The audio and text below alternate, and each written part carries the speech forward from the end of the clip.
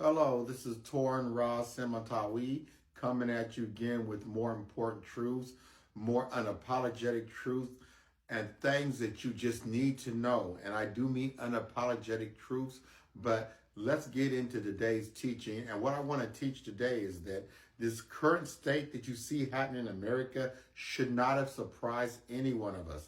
Any of us, if we knew how to reassemble, because the symbols have told us that we were going to be at this point today. We just didn't know how to read them, or a lot of you didn't know how to read them, but that's what I'm here today to teach you, to inform you that we should have seen this coming, and many of us did see it coming. Now, when I speak of symbol, I want you to know when I speak of symbols, the symbols and symbolism is the secret language of the occult. Now, when you hear the word occult, don't go spooky wookie on me and think voodoo demon stuff or any of that. Occult just means hidden knowledge. And this country is set up on secret societies, and they speak to each other and to their members through symbolism that a lot of us can't identify with. And if you knew how to read the symbols, you would know that we were and have been headed for this current situation of fascism. We're living, pardon me, in a fascist state. And I'm going to focus right now on a symbol that many of us have taken for granted. It's the American eagle. And since we were children, we were taught in school that the American eagle stands for justice, liberty, and freedom. Furthest thing from the truth. It does not stand for that.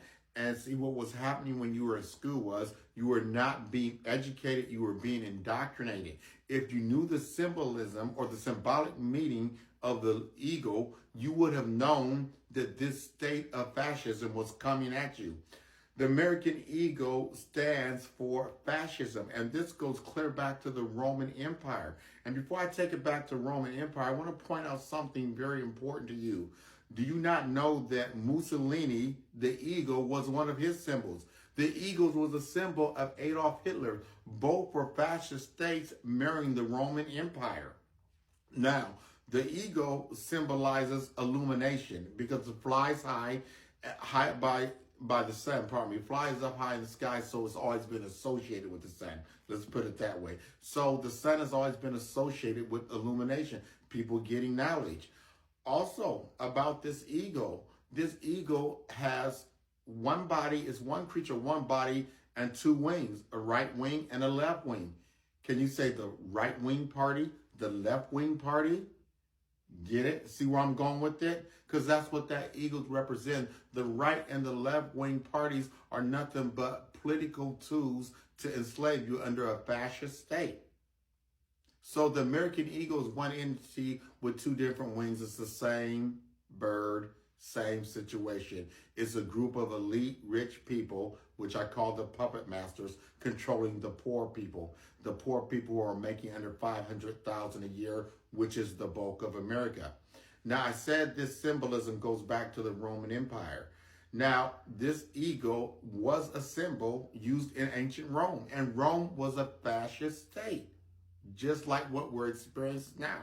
Now, you're going to ask yourself, what happened to the Roman Empire? It just broke up and disintegrated. Wrong. I'll tell you what happened to the Roman Empire. Well, in a way, that's true, but it more or less morphed into something else.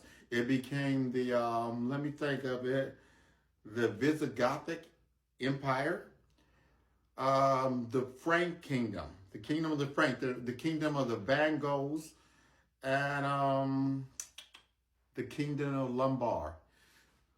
Those names may not mean nothing to you, but who they are today is they are Belgium, they are Italy, they are Spain, and they are England, Spain, Italy, and France, and some of Northern Africa. So the Roman Empire just broke down into those other nations or other groups.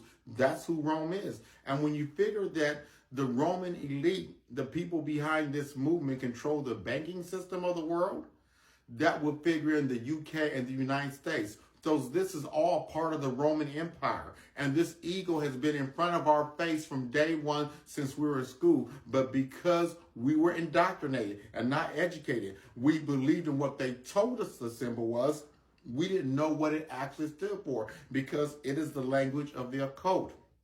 Now, there's another symbol that I'm going to speak about, and it's a symbolic gesture. And this is very important for everybody to understand and know what the symbolic gesture is. This symbolic gesture, especially if you are an African type person. But before I get into this symbolic gesture, we need to talk about something called the pineal gland. The pineal gland is a gland inside the center of your head, and it actually produces melanin. Actually is the way that you receive cosmic downloads or downloads from the divine, from the spiritual realm. Europeans, white people are born with a calcified pineal gland. It is blocked, it is clogged. Melanated people, black people especially, are born with their pineal gland wide open.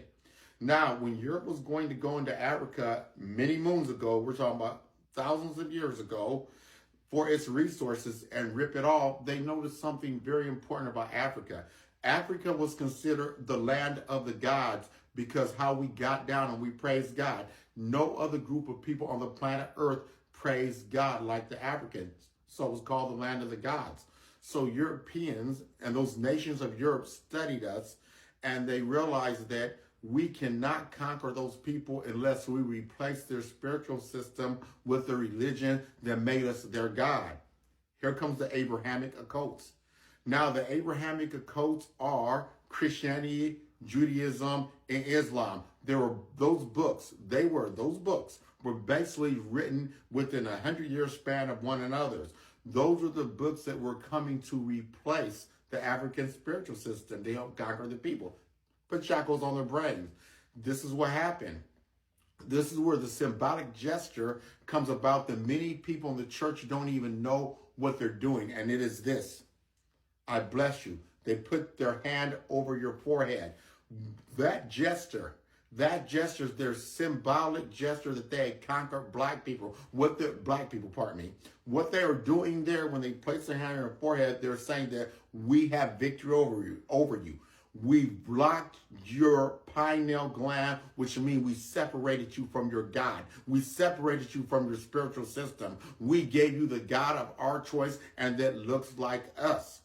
So it's a symbolic gesture of their conquest over you. Now, the general up in Detroit gave you this jewel. If you look at the Christian cross, you got 1, 2, 3, 4, 5, 6. It breaks down into 6 parts. You can separate the cross up and down to 6 parts. That's because when you break it down 6 equal parts, you will fold it up. It folds up into a geometric box. And what they're saying is we box your spiritual system up in our religion. So it is a symbolic gesture of their conquest over black people. And I'm going to give you another jewel from me before I go. Have you ever wondered why you go to church on Sunday? Separate the word. Sunday, the day of sun worship, is astrotheology. He who follows me shall never be in darkness. I am the light of the world.